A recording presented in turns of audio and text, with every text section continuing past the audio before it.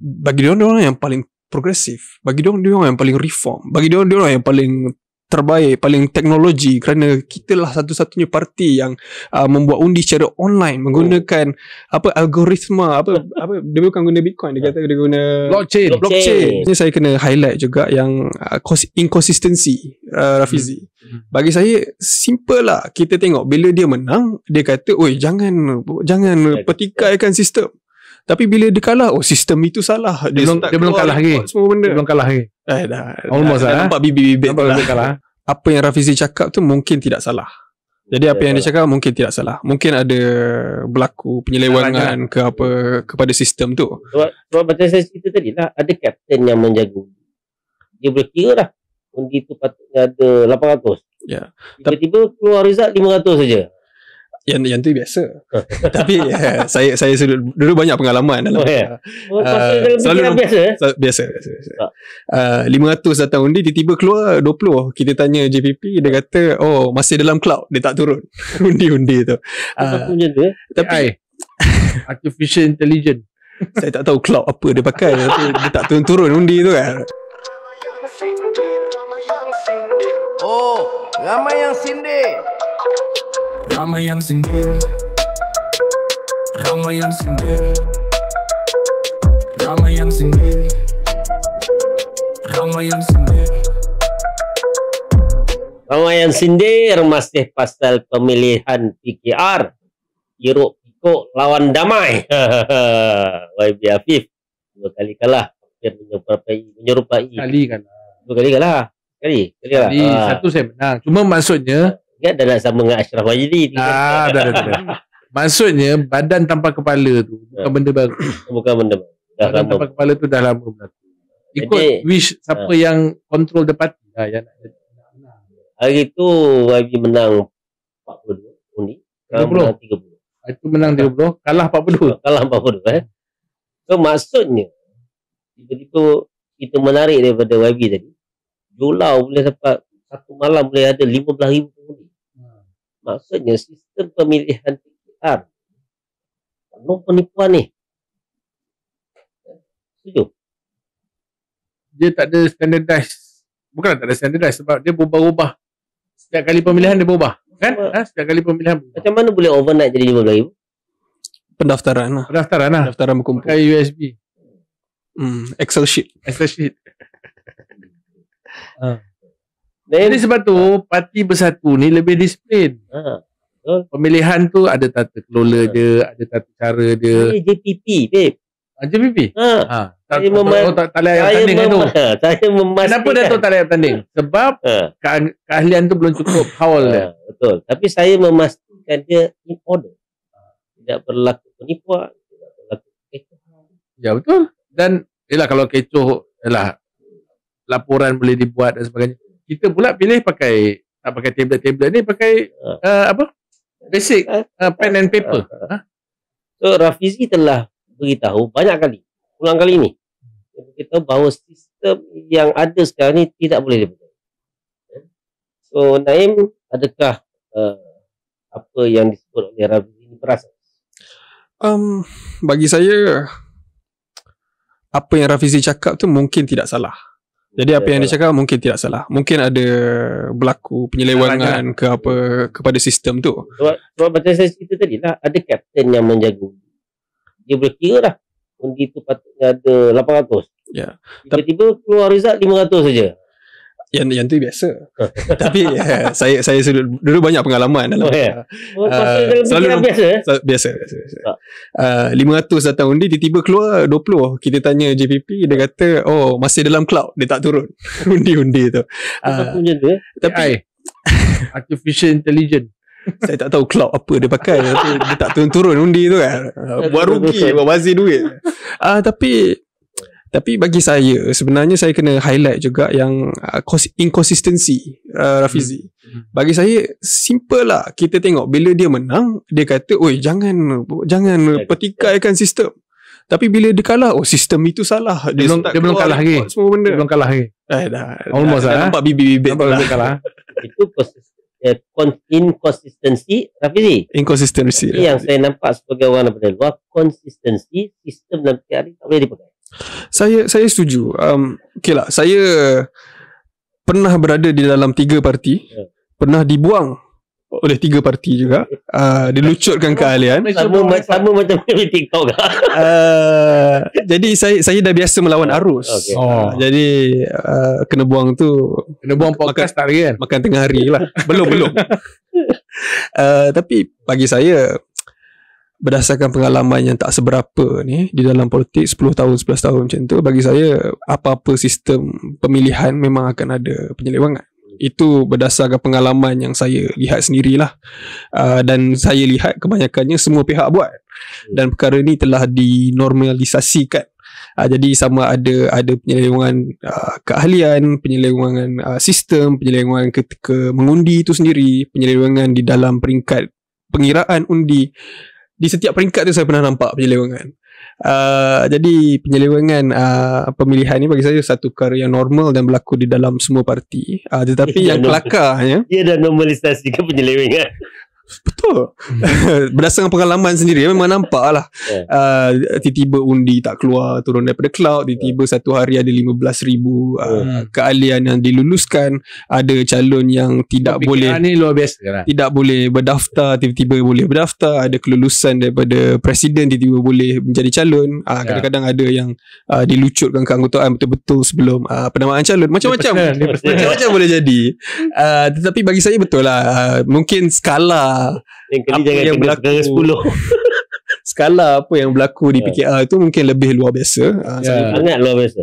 Jadi saya pun itulah saya. Tapi yang kelakar bagi saya, bagi diorang lah, bagi diorang yang paling progresif, bagi diorang yang paling reform, bagi diorang yang paling terbaik, paling teknologi, kerana kita lah satu-satunya parti yang membuat undi secara online menggunakan algoritma, dia bukan guna Bitcoin, dia kata dia guna blockchain supaya tiada sebarang penyelewangan boleh berlaku.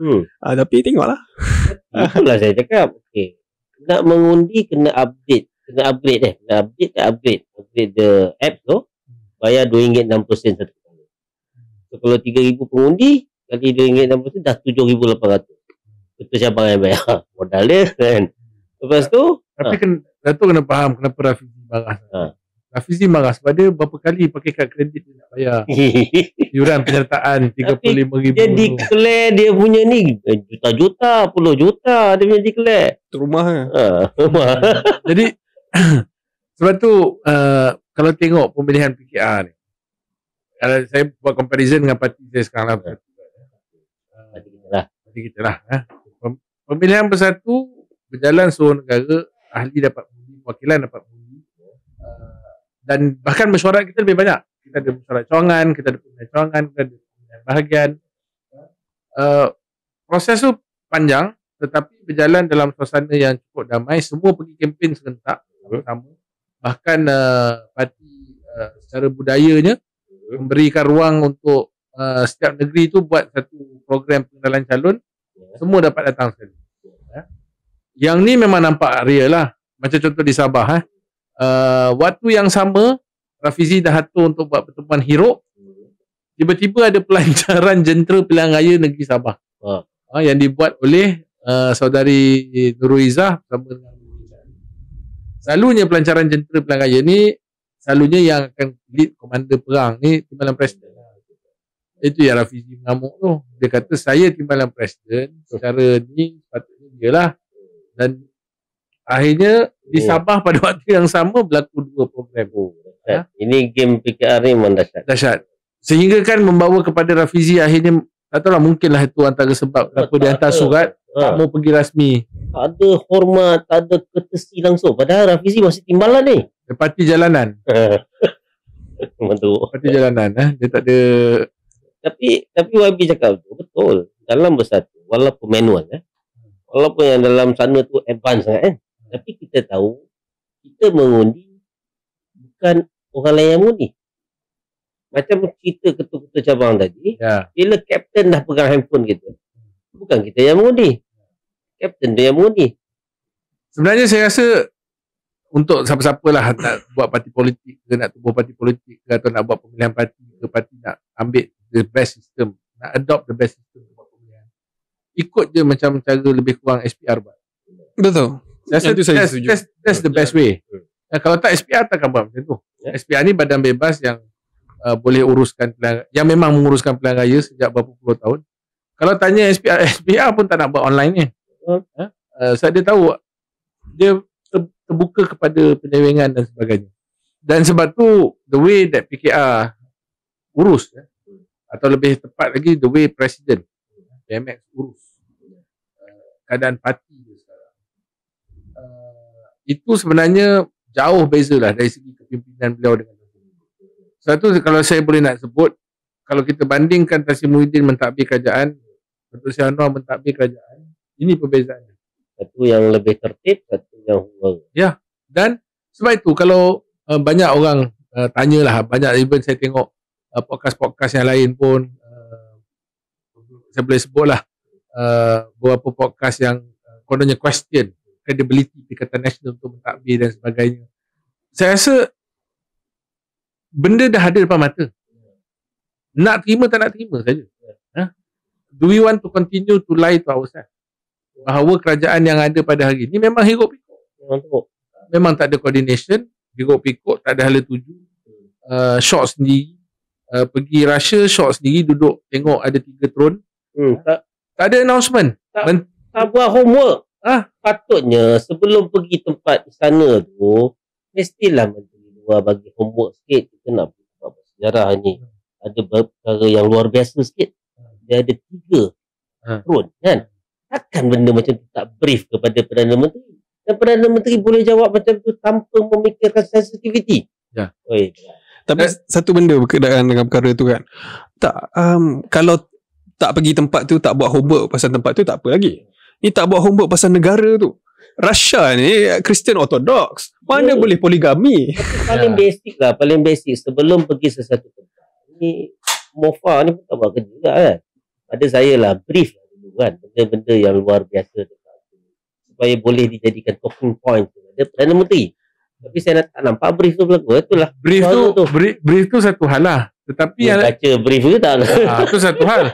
Keduanya, bila saya tengok tu, macam contoh Russia, the way that PMX announcement, apa take home message kita daripada visit ke Russia ni, selain daripada isu cerita drone isteri tak isteri berdua ni, kita dapat Turki untuk Christmas, announcement tentang kononnya potential investment tidak dibuat oleh Menteri Kewangan, tidak dibuat oleh Menteri MITI, tidak dibuat oleh Menteri Ekonomi, tapi dibuat oleh institusi politik. Downgrade tu. Ini first time saya perhati juga. Saya lamalah ikuti kerajaan menteri-menteri, Perdana Menteri dan sebagainya, melihat the way kerajaan Barisan Nasional dulu, kerajaan Pakatan Harapan 1.0, Perikatan Nasional, now bawah PMX. Tak pernah lagi saya dengar institusi politik buat announcement berapa puluh bilion bawa. Ada local standby. Tak ada. Because institusi politik bukannya menteri. Ini antara benda yang PKR ni dia tak faham cara bekerja dalam government. Institusi politik tak ada local standby tu buat. Tu lagi seorang Mat Jagon tu yang announce benda-benda belagak dengan beg kepit dia, belagak masuk dewan macam something ramai-ramai tu. Saya tengok video tu. Tu satulah, tu pun kena siasat galah NGO tu, duit daripada mana. Cuma saya merasakan kalau ini tidak cukup untuk define atau summarize rupa bentuk kerajaan yang ada pada hari ini, semua hiruk pikuk yang berlaku, dan meyakinkan rakyat bahawa the best alternative yang ada kepada kerajaan ini adalah hanyalah Perikatan Nasional di bawah Tan Sri Muhyiddin.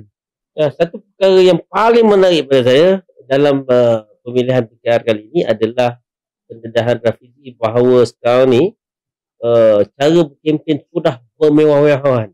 Bermewah-mewah. Tak macam dulu lagi lah. Dulu saya tak tahu lah macam mana, tapi kata Naim teruk lah dulu, satu dewan, satu kipas kan.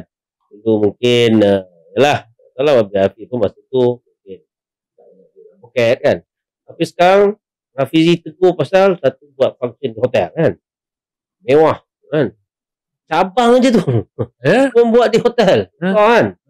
Kemudian budaya back. Tu sebelum ni kan bocor cerita. Dulu UMNO budaya back ni. Ni nak cerita ni. Bocor cerita setiap perwakilan dapat RM100 kan. Lepas tu kalau menang siapa ni dapat jackpot lagi kan. So ini budaya-budaya ni nampaknya Rafizi telah dedahkan menampakkan sisi buruk PKR yang tak jauh beza dengan orang yang dia orang kata dulu. Sebenarnya saya rasa yang reformis sejati yang ada dalam PKR dulu ni sebenarnya banyak dah tak ada lah. Bahagian besar tu masuk bersatu. Betul tak? Setuju? Betul. Golongan yang reformis Yang benar-benar betul lah. derita lah. Oh, yang Derita. Tapi saya sebenarnya saya tengok video-video ni, saya memang terkejut lah. Pertama sekali memang dulu keadaan kami berkempen memang sangat-sangat daif berbanding dengan sekarang.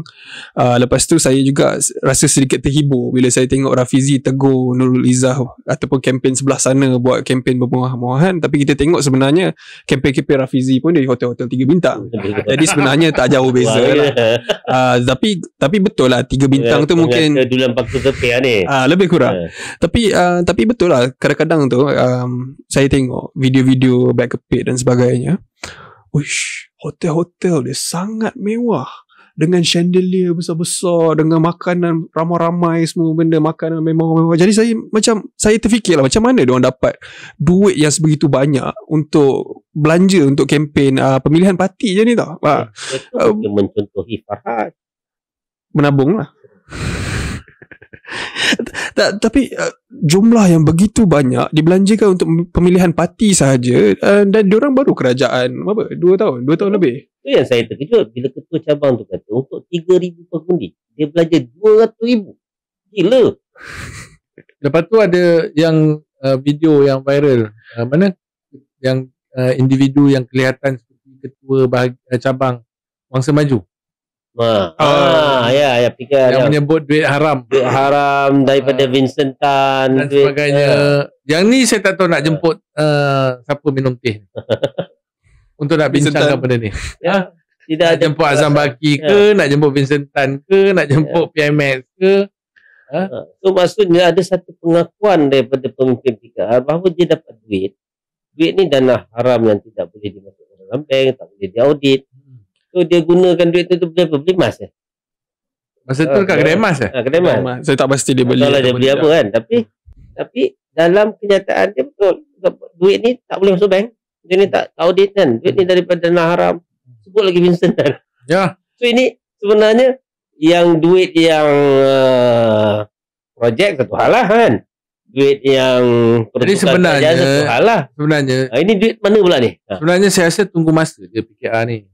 Tunggu masa untuk kita dedahkan sebenarnya PKR ni memang parti penyakau. Tak lama ni. Tunggu je, jatuh je PMX ni, kita akan buka siasatan, satu-satu kita akan semak dan kita akan lihat pada ketika itu siapa sebenarnya penyakau. Sebab kita tahu yang kawan dia pun keliling, yang bentuk kerajaan dengan dia pun di Timbalan Perdana Menteri pun saya tak sebut lah kan. Dia ni. Jadi sebenarnya yang penyakau ni siapa? Saya kena clarify sikit. Ketua cabang Wangsa Maju saudara Andre tu dia dah deny dah. Dia kata video tu dah disunting semua. Skrip biasa lah. Skrip biasa AI generator lah. Tapi bagi saya lah, SPRM buat apa sebenarnya? Takkanlah video tu dah terang muka dia, tak kisahlah dia kata disunting ke, dia edit ke AI ke, bukan dia ke, tu dia ada kembar siam ke apa, tak tahulah. Tapi SPRM sepatutnya melaksanakan tugas dan siasat. Dia kata kenapa ada video yang menunjukkan seorang pemimpin parti politik, Perdana Menteri, menyatakan bahawa dia menerima duit daripada Perdana Menteri yang terima duit daripada Vincent Tan dan tidak mahu duit itu diaudit ataupun melalui masukkan di dalam bank. Jadi ini persoalan-persoalan yang sangat besar. Misalnya betul lah disunting dan diedit, SPRM masih kena siasat.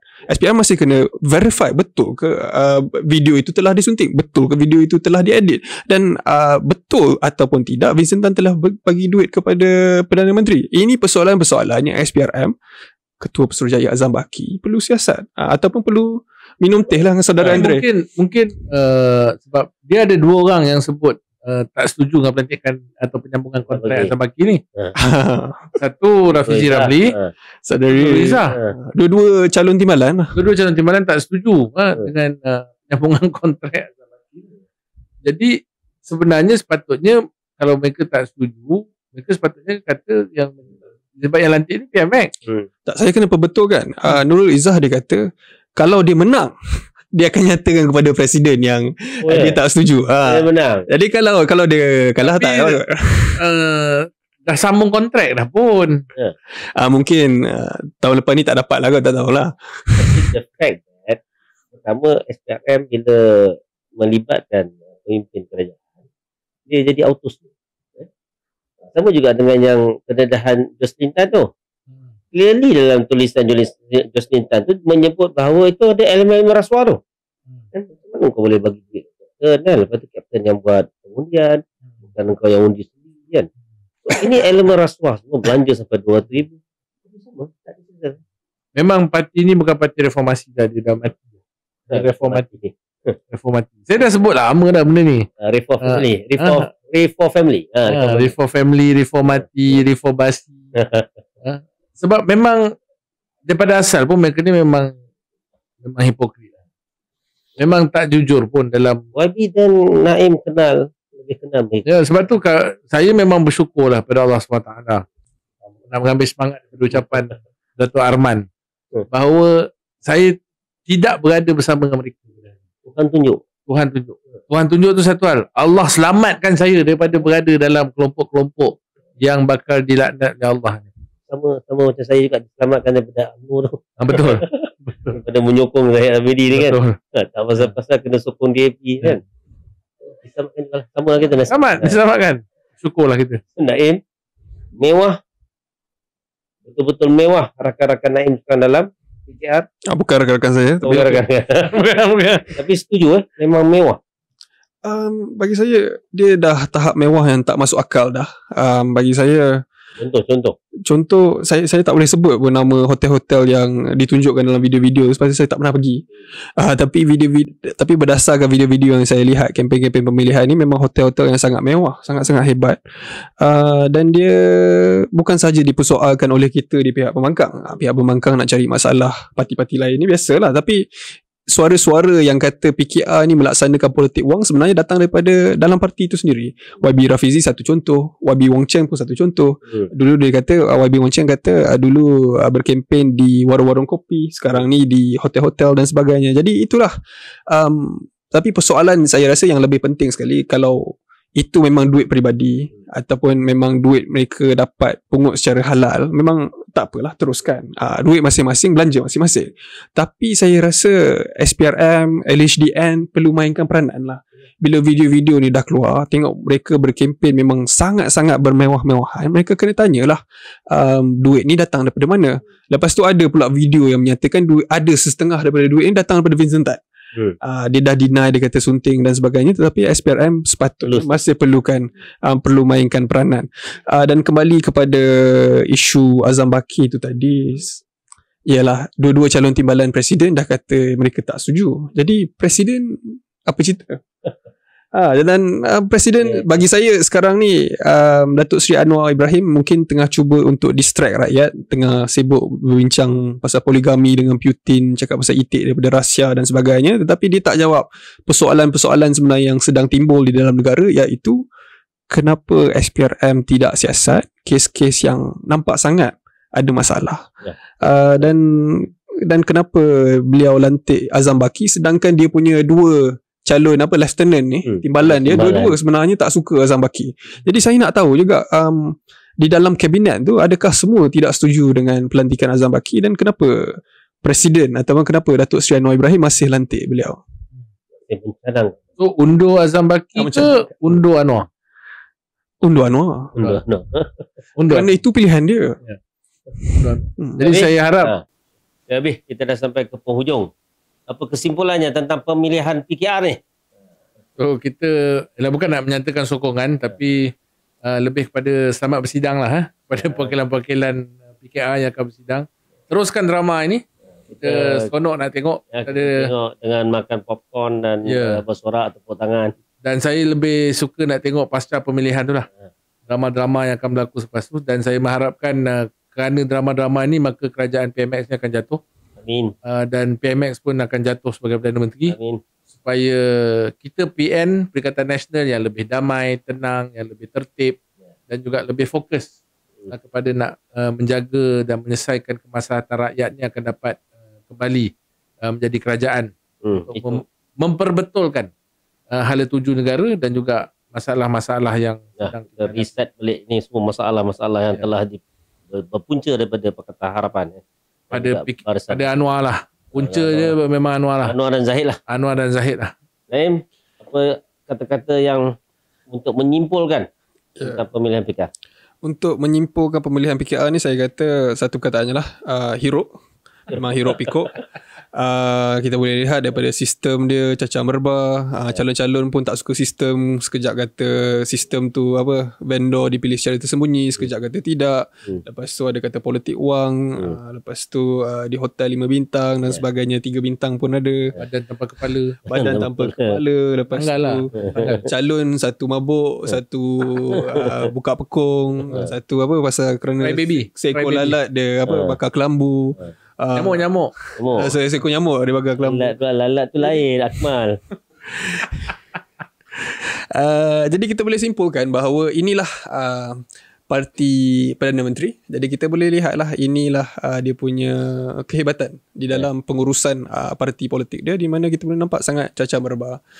Dan kita sebenarnya benda ni bukan baru lah. Kita boleh nampak dasar-dasar kerajaan daripada My Kiosk tadi, daripada pelaksanaan RON 95.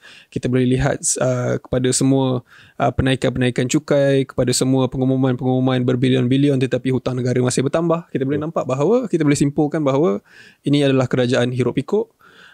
Dan seperti yang kita jangkakan, pemilihan pun samalah. Dan seperti YB Afif cakap tadi, saya sangat-sangat menunggu-nunggu keputusan pemilihan parti kali ini dan akan menunggu apakah implikasi. Betulkah YB Rafizi akan letak jawatan? Kalau tidak, kita kena desak. Dan kalau dia letak jawatan, ke mana pula Izzah akan pergi? Tadi YB Afif kata mungkin akan pergi menjadi Menteri Ekonomi ataupun mungkin sebagai Menteri Besar Selangor. Akan ada move-move yang terbaru dan sebagainya. Jadi ini adalah, kita boleh lihat lah, maksudnya hiruk pikuk tu mungkin bermula daripada pemilihan PKR, dia akan mula merebak kepada seluruh negara. Ya. Okay. Ramai yang sindir, hiruk pikuk pemilihan PKR. Kita saksikan siapa yang menang antara Ratu Drama, anak Papanon lawan dengan Raja Formula dan Rafizi. Dan parti ini bukan lagi parti derita, tapi parti yang pakai helikopter. Ya. Dah kaya raya. 2 tahun baru masuk kerajaan, dah kaya raya dan bermewah-mewahan. Lebih teruk daripada pemimpin-pemimpin UMNO yang korang katakan dulu. Ramai yang sindir. Jumpa lagi.